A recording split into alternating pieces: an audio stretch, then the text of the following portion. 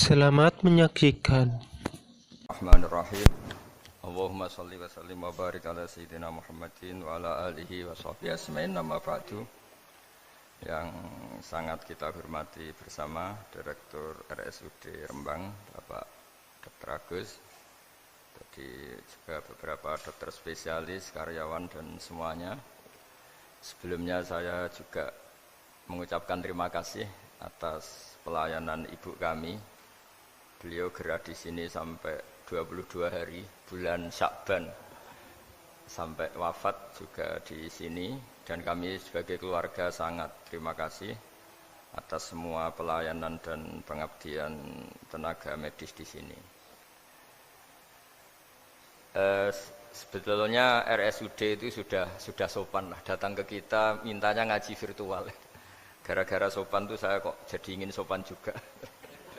Akhirnya saya yang datang ke sini. Biasanya yang lembaga-lembaga besar itu agak-agak enggak sopan itu, ngatur-ngatur orang. Ini kok baik gitu. Padahal BPK ngajinya di saya. Lembaga negara, Kemenku pernah ngaji di saya virtual. Tapi RSUD kok kayak kasihan, jadi saya terus iya, jadi hakul jar kira-kira itu karena tetangga itu. Tapi niat saya ya tidak baik-baik banget, sambil jalan-jalan kok dekat jadi. Tapi begini ya, saya akan cerita versi kiai ya. Kalau versi medis Anda lebih tahu. Kalau versi kiai itu kematian itu dianggap hal yang sebetulnya ada versi kiai ya. Semua orang tahu lah pasti mati itu. Cuma inginnya mati itu kan macam-macam. Inginnya ya setelah kaya, terus setelah mapan, terus menangi anaknya mapan, cucunya mapan itu. Terus itu pun sebetulnya tidak siap mati juga, tapi ya tetap mati itu. Jadi saya punya cerita, saya akan cerita yang lucu-lucu ya supaya enggak tegang ya menghadapi kematian. Dulu itu kroni itu ya sudah ada. Jadi Nabi itu ya punya kroni, tidak hanya pejabat. Nabi itu punya kroni. Nabi Sulaiman itu bisa terbang gitu. Ya mulai dulu manfaatkan angin. Jadi angin itu mulai dulu memang luar biasa. Dimanfaatkan orang sekarang mulai tenaga angin, pakai rem angin. Mulai dulu angin itu luar biasa. Nah itu teman dekatnya Nabi Sulaiman tuh ya agak sopan tuh bilang gini, itu Pak Nabi itu kalau nanti ada malaikat Israel saya pinjam anginnya supaya tidak bisa ngejar saya katanya. Jadi mulai dulu tidak hanya pejabat, Nabi pun ya punya teman yang agak-agak gimana itu. Suatu saat malaikat Israel disuruh nyabut orang, misalnya namanya siapalah. Nanti saya sebut ada yang tepaan sama nanti tersinggung, ya semuanya siapa gitu. Yang jelas namanya ada Agus tidak Bambang karena bahasa Arab itu. Itu orang ini cabut di India. Gitu. Nabi Sulaiman kira-kira ya di Palestina kira-kira itu. Si orang ini ternyata di dekat Nabi Sulaiman. Nah karena Nabi itu kan orang hebat lah, sehingga malaikat ya kadang silaturahim ke para nabi. Israel sendiri ya kadang-kadang silaturahim ke para nabi. Silaturahim yang paling enggak disukai ya silaturahimnya malaikat Israel. Datang ke Nabi Sulaiman, sebenarnya niatnya silaturahim. Ternyata ketemu orang itu, kaget malaikatnya. Waduh ini gimana ini? Kok saya disuruh nyabut di India, kok orangnya di Palestina? Nabi Sulaiman kira-kira di kawasan Palestina, di wilayah yang katanya Israel itu. Karena Palestina kita tahu kan, menurut pemerintahan Israel itu wilayah Israel, menurut Palestina pemerintahan apa? Palestina. Tapi Indonesia alhamdulillah sampai sekarang itu enggak mau atau tidak punya hubungan diplomatik dengan apa? Israel. Sehingga kita harus mengistilahkan Palestina untuk warga Indonesia. Kaget malaikat ini, katanya disuruh nyabut di India kok ada di sini. Nah si kroni ini, si orang yang itu melihat malaikat Israel, entah kenapa kok dia bisa melihat itu. Mungkin punya kekuatan tertentu karena dekat Nabi. Kaget dia. Malaikat melihat dia karena janggal ya, disuruh nyabut di India ke orangnya di Palestina. Si orang ini melihat malaikat juga takut. Malaikat itu punya hawa yang luar biasa. Akhirnya bilang ke Nabi Sulaiman, ya Nabi Allah tolong pinjemin saya angin untuk saat ini juga saya bisa terbang ke India. Dipinjemin sama Nabi Sulaiman. Akhirnya orang itu sampai ke India. Dikira angin itu sudah segala-galanya sampai India. Terus malaikat senyum, seneng dia. Wah ini sesuai protokol karena andai kan orang itu tetap di situ, malah malaikat nggak berani ngambil karena prosedurnya harus ngambil di India.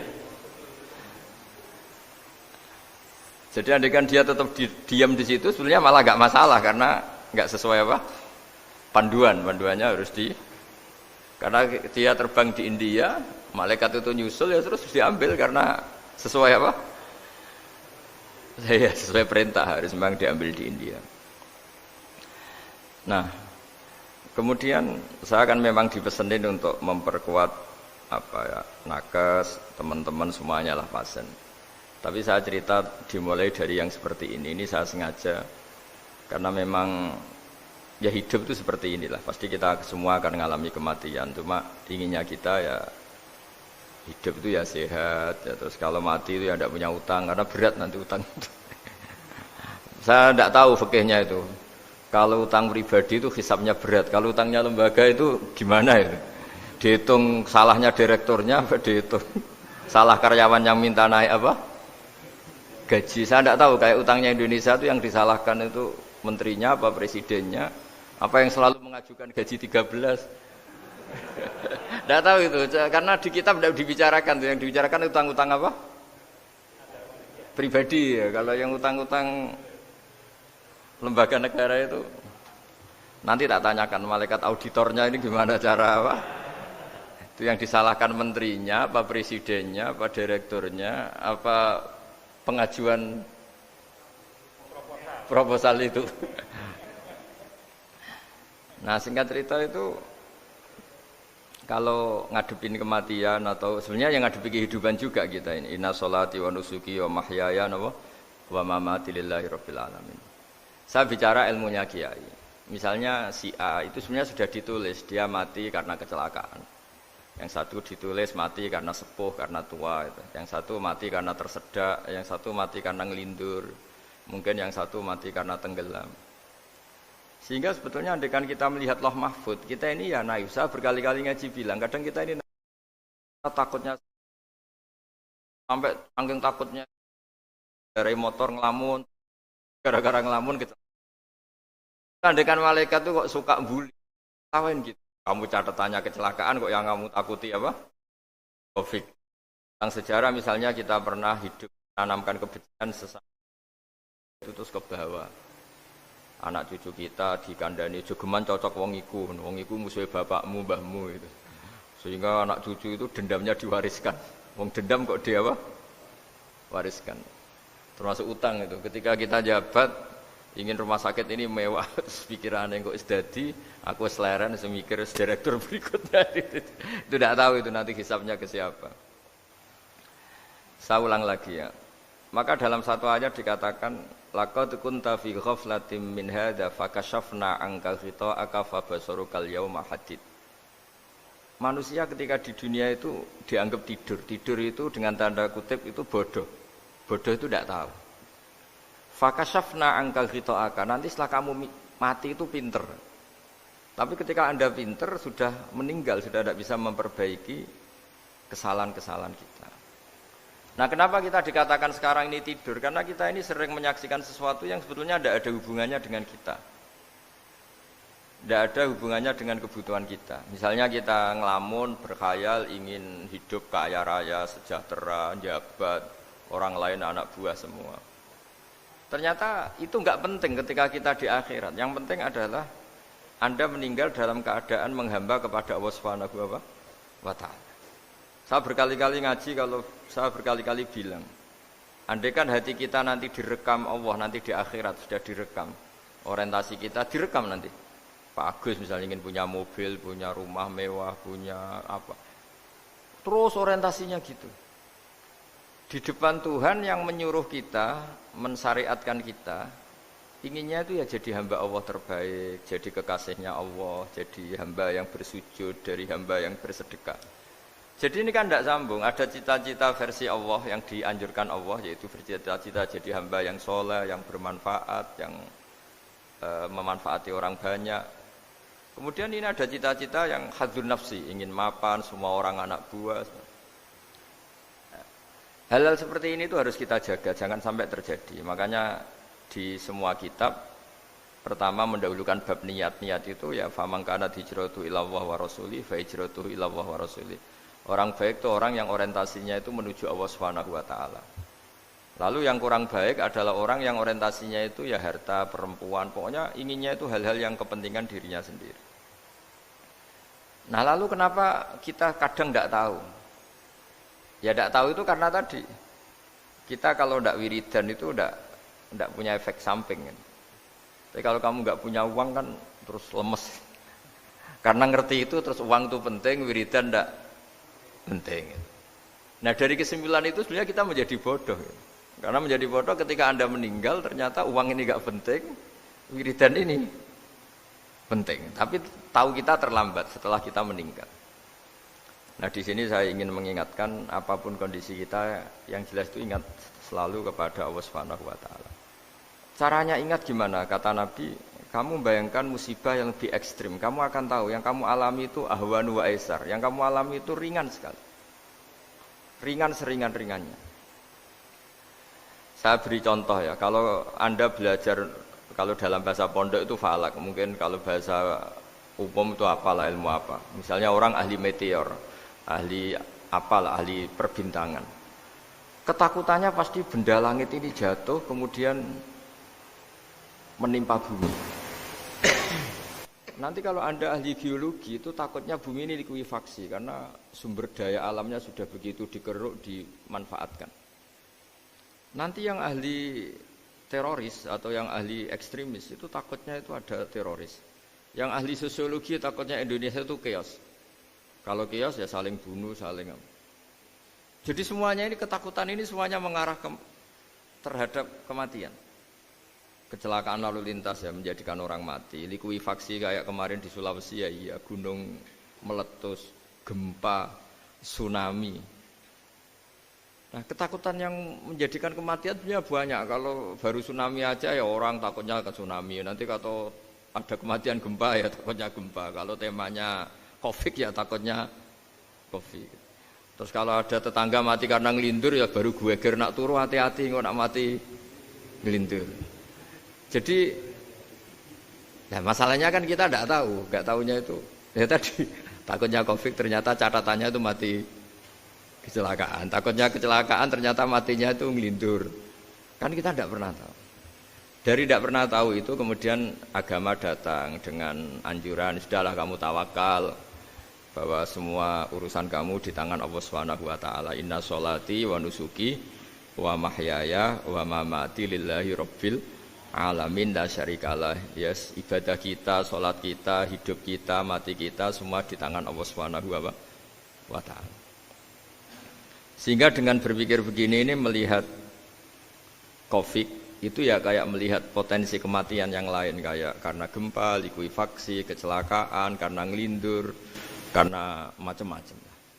Kenapa saya membuat atau menyarankan ya supaya orang berpikir demikian, supaya bersyukur bahwa kita ini dihimpit, disekelilingi penyebab kematian tadi. Kalau kita ahli meteorologi mungkin takutnya itu asteroid jatuh, terus kemudian meteor jatuh yang nggak habis digesek oleh sistem alam, terus macam-macam. Yang ahli gempa juga takutnya gempa, yang ahli tsunami takutnya tsunami, yang ahli sosial takutnya Indonesia chaos, kemudian saling bunuh, saling dan sebagainya dan sebagainya. Nah dengan keadaan seperti ini kita ini baik sekali. Bukan sekedar baik sekali. Kita tidak mengalami chaos sosial, kita tidak mengalami likuifaksi, kita tidak mengalami benturan benda langit di bumi kita. Karena itu sekali terjadi, bukan 1-2 lagi, tapi habis seluruh Indonesia, mungkin seluruh dunia. Nah di sini cara Allah membuat kita selalu bersyukur bahwa hal-hal itu tidak terjadi. Jadi ada sebuah ayat yang Allah selalu mengingatkan, Aamintum man fis sama ayakhsifa bikumul ardo fa idza hiya tamur. Kamu mbok ya sekali-kali berpikir Bumi ini justru potensinya itu likuifaksi, potensinya itu hancur karena di bawah itu ada magma, ada apa minyak, ada macam-macam. Ini kan di bawah ini kan ngerongkong cara Jawa itu karena diambilin terus. Piro-piro diambil yaene ya ono masih bisa dipakai. Belum sistem bumi sendiri wa fil ardi qita'um mutajawirat, bumi sendiri itu berupa lempengan-lempengan. Setiap saat itu potensinya geser, sekali geser ya jadi gempa itu. Terus belum benda langit yang potensinya juga jatuh, sekali jatuh ya habis kita.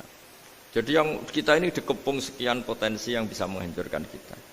Tapi nyatanya mulai Nabi Adam sampai sekarang tuh ada kehidupan, ada khayal. Sing Joko ya kepengen payu rabi, mungkin sing wis payu rabi ya mbah kepengen mbah roh. Macam-macam lah. Tapi yang jelas itu wong dikepung kematian kok ya khayalnya masih tinggi gitu. Lah enggak pernah ngayal ya orang yang utang ditagih itu, gak kober ngayal. Soalnya wedine tanggal kredit itu.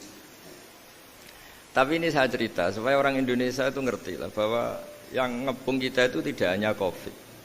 Banyak. Makanya orang Arab itu kalau ngendikan itu wa man lam yamut bisayfi mata bi khairihi ta'addadatil asbab wal maut wahidu. Karena orang Arab itu kan dulu Arab sebelum Islam itu kan satu kabilah nyerang kabilah yang lain. Wah itu kan harus butuh orang-orang tangguh karena dulu sistem rezekinya ya kayak sistem Indonesia dulu lah. Kerajaan ini nyerang ini supaya satu kerajaan punya eksistensi harus mengalahkan kerajaan yang lain. Bahkan cerita-cerita itu sama lah di Indonesia di mana-mana. Nah itu pemuda-pemuda yang gagah berani itu karena punya pegangan tadi. Wa man lam yamut bisayfi toh mata biwirihi. Kalau kamu tidak mati di medan perang ya tetap aja mati juga. Sehingga mereka kendel gitu kata cerita orang dulu. Ta'addadatil asbab wal maut wahidu. Sebab kematian bisa macam-macam, tapi kesimpulannya tetap saja namanya mati. Lalu Islam itu mengajarkan aksiru min dzikri hadhimil ladzat. Kamu harus banyak ingat mati. Tapi uniknya Islam itu menyuruh ingat mati itu disuruh justru semangat hidup. Karena kita butuh bekal itu. Jadi kalau kamu ingat mati itu jangan terus loyo, terus nunggu takdir mati itu enggak, malah disuruh semangat. Nah, tenaga medis semangat mengobati pasien, yang pasien juga semangat apa? Mensupport dirinya supaya punya keberanian hidup. Orang Jawa nunggoni anak, nunggoni putu. Kalau saya sebagai kiai ya nunggoni santri, nunggoni umat. Jadi ingat mati itu justru dengan cara mencintai hidup. Karena hidup ini adalah bekal kita untuk sanggup ketemu Allah Subhanahu wa taala. Kadang-kadang bekal itu mudah sekali. Ada orang nakal gara-gara minumin anjing yang baru haus, sama Allah dimaafkan. Ada orang yang pulang dari tempat kerjanya, ada duri di tengah jalan, disikirkan takut kena orang, diampuni Allah, akhirnya menjadi ahli apa? Surga. Ada orang yang kerja untuk orang tuanya, kemudian orang tuanya dicukupin menjadi ahli surga. Bahkan ada ahli surga itu ceritanya itu, tapi ini jangan dicoba. Ada orang sudah jelas niat nyon sewu niat zina, sudah tinggal itu terus mikir dia. Saat itu takut Allah gak jadi, barokahnya gak jadi langsung dia jadi ahli surga. Sarannya gak jadi loh ya. Tapi ya tidak usah dicoba. Itu kalau keterusan masalah. Jadi Islam itu menganjurkan ingat mati, tapi justru dengan cara mencintai kehidupan. Karena yang jadi referensi Allah nanti di akhirat adalah perilaku kita, amal kita zaman apa? Hidup. Jadi disuruh ingat mati, tapi justru dengan cara sangat mencintai apa? Kehidupan. Lalu yang dinamakan kehidupan itu apa? Ya kita-kita ini. Ada yang mengkhidmati agama, mengkhidmati orang sakit, mengkhidmati itu ya berbakti, membantu. Ada yang nata lalu lintas, ada yang nata keamanan kayak Pak Polisi, ada yang nata keuangan kayak Kemenku, macam-macam. Semuanya harus kita cintai, profesi-profesi yang oleh Islam dianjurkan untuk kita nekuni itu. Jadi saya mohon lewat cerita ini orang itu tidak fokus takut Covid. Kasihan Covid kan jadi tersangka pembunuh sini. Padahal di kampung-kampung orang lugu-lugu yang saking nggak ngertinya itu kalau dikasih sumbangan itu katanya itu salam neng Covid matur nuwun. Itu ribet kalau orang lugu-lugu itu. Dikira Covid itu satu makhluk atau manusia yang apa? Nyumbang itu. Jadi saya mohon semohon-mohonnya, minta seminta-mintanya sampean harus ngitung nikmat lah. Dengan sistem meteor seperti itu di langit tidak jatuh ke kita, sistem bumi yang sudah ngerongkong gini tidak likuifaksi. Terus di dunia ini banyak kimia, banyak racun. Itu kalau misalnya meledak kemudian dibawa angin, mungkin matinya lebih massal. Ternyata semua itu enggak terjadi. Artinya nikmat yang sekarang kita dapatkan, kita nikmati sekarang itu jauh lebih besar ketimbang ketakutan kita. Nah, ini Islam selalu menganjurkan fadzkuru ala Allah la'allakum tuflihun. Selalu ingat sisi-sisi nikmatnya Allah. Kamu jangan hanya sisi wah kita dikepung Covid, kita punya istri judes, punya anak enggak nurut, punya atasan sadis, punya anak buah enggak loyal. Kalau gitu terus ya kamu enggak berani hidup. Yang diingat masalah terus. Itu salah, hidup seperti itu salah menurut Islam. Yang Islam menganjurkan fadzkuru ala Allah, kamu ingat sisi-sisi nikmatnya Allah, bukan sisi-sisi kita hidup itu diuji. Saya punya sekian cerita ulama-ulama yang unik, yang punya nasihat itu. Jadi ada orang kaya raya dulu temannya banyak, anak buahnya banyak. Suatu saat dia miskin terus gak ada yang berkunjung. Terus dia ngeluh, curhat ke ulama itu. Ketika saya kaya yang berkunjung banyak, ketika saya miskin kok nggak ada yang berkunjung, kurang ajar betul teman-teman saya. Terus kata kiai itu lucu kalau ada nih, ya bagus gitu dong ketika anda miskin sudah ada yang berkunjung. Loh kok bisa? Ya misalnya kamu sekarang jadi buruhnya orang, pas disuruh-suruh dibentak-bentak, terus teman kamu udah datang, malah kamu jadi tontonan toh. Mendingan nggak udah datang, jadi kamu ketika buruh orang nggak malu karena teman-teman kamu sudah tidak datang. Ya alhamdulillah kalau gitu ya. Jadi dulu satu hal yang dia dulu nganggap problem, ya kan kalau kamu misalnya dulu kaya, temannya banyak, jabat, terus yang takut banyak. Ketika sudah miskin, Yun Sawu jadi buruhnya orang disuruh-suruh, terus teman kamu tetap udah datang. Siap nggak ada? Siap datang apa siap tidak datang? Lebih siap tidak datang sebetulnya kan? Karena nggak jadi tonton. Akhirnya dia sadar. Ya gitu kalau dikeluhin istri saya ini judes, sering marahin gini-gini. Ya bagus dong marahin kamu. Kalau marahin tetangga malah masalah kan. Coba kamu punya istri kalau marahin orang lain pusing enggak? Mendingan marahin. Jadi pokoknya dilatih terus. Lama-lama dia bersyukur. Nah termasuk cara kita melihat kehidupan. Ada doa Rasulullah SAW yang luar biasa, ya Allah jadikan kehidupan ini sebagai penambahan saya untuk berbuat baik. Wal mauta rohatan li min kulli syarrin. Kalau saya engkau takdir mati ya anggap mawon ini mati itu berakhirnya semua potensi keburukan saya. Orang itu kan potensinya dua, buruk betul atau potensi buruk. Mungkin sekarang kita tidak korupsi, tapi saja suatu saat kita korupsi. Mungkin sekarang kita tidak salah, suatu saat potensi salah. Dan mati itu mengakhiri itu semua. Makanya saya berkali-kali cerita kalau ngaji, kalau orang-orang alim NU itu kalau ada bajingan mati tetap dia seksain ini baik dia. Itu tetangganya enggak mau semua. Wong bajingan kok darani baik. Tapi kiainya ngotot, harus disaksikan kalau ini baik. Akhirnya mereka bilang ya baik-baik. Padahal di hati kiainya sudah tidak bisa garong lagi, tidak bajing lagi. Ya baiklah gitu. Jadi sehingga orang-orang soleh itu melihat hidup itu ya biasa, melihat mati itu biasa, karena hidup adalah sarana kita menambah kebaikan dan mati adalah akhir dari segala keburukan kita atau potensi keburukan kita. Jadi Islam itu mengajarkan kita gimana menghadapi kehidupan, juga gimana menghadapi apa? Kematian. Jadi saya ulang lagi itu ajaran-ajaran Islam yang luar biasa. Jadi ij'alil hayata ziyadatan li fi kulli khairin wal mauta rohatan li min kulli syarrin. Jadi hidup menambah kebaikan, kalau kita mati anggap saja mengakhiri semua buruk kita kalau kita sedang buruk atau potensi keburukan kita. Saya cerita ringan tapi supaya diingat-ingat. Jadi kalau kita yang nekuni, saya tadi kan sudah bilang, kita kiai yang nekuni ilmu itu ya tadi kita agak fokus bicara Covid. Inna Allaha yumsikus samawati wal ardo an tazula wala in zalata in amsakahuma min ahadim min ba'dih. Kalau kamu ahli meteorologi kan melihat ini jatuh jumlahnya besarnya sekian. Ini kalau digesek oleh atmosfer paling masih sekian kayak kemarin Januari kan hujan meteor yang sering kena Lampung kemarin. Terus di mana-mana mesti takut kamu itu. Kalau kamu ahli gempa takutnya itu ya pergeseran lempengan bumi. Kalau kamu ahli tsunami ya takutnya tsunami. Kalau ahli sosiologi ya takutnya chaos sosial ya sama. Kamu medis ya takutnya penyakit yang menular, penyakit seperti ini. Oke, kita sekarang fokus menghadapi COVID dan kita selalu berharap supaya Indonesia terbebas dari apa?